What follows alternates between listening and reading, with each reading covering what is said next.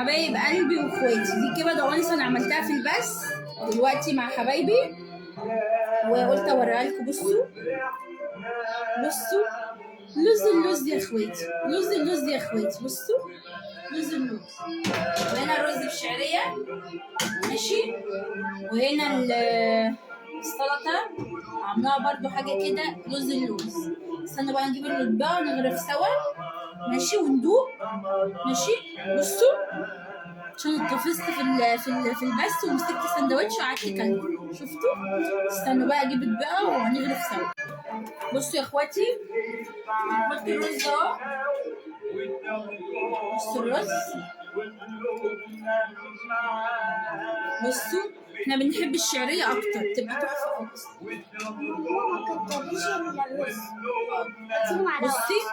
بصوا منكم ايه بتوفروا في الرز، منكم بيبقى طعمه حلو قوي والله.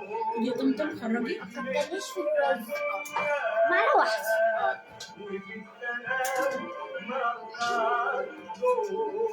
بصوا يا احلى اخوات في الدنيا،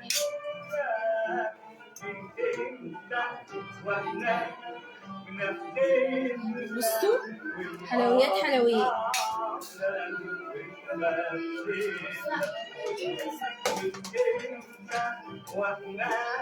طبعا الطبق الصغير ده طبعا لتولي حبيبتي، اوعي بس تولي ان شاء الله. بصوا ازاي بقى باخد معالي، هاخد ماما.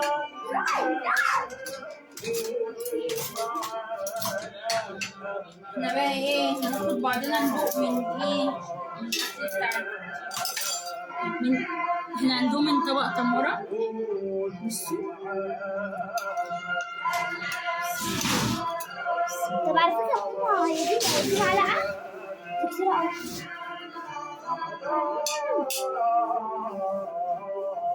اللوز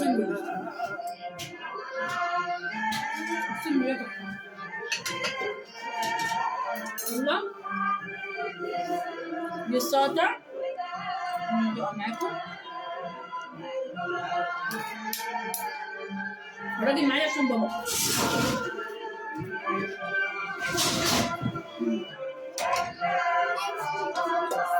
بصوا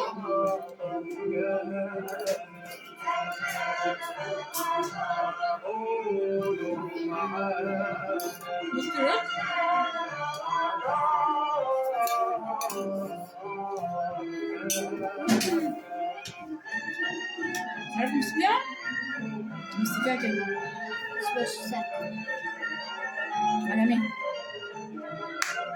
اشوفكم ان شاء الله على خير باذن الله يا اخواتي في الفيديو التاني. قلت اوريكم حبه كبده وانس، لو عايزين مقادير ولا حاجه وحد مش عارف يعملها يكتب لي وانا هكتبها له على طول واقولها له.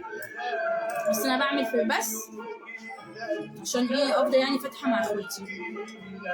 متنسوش المتابعه، الدعوه الحلوه. خلاص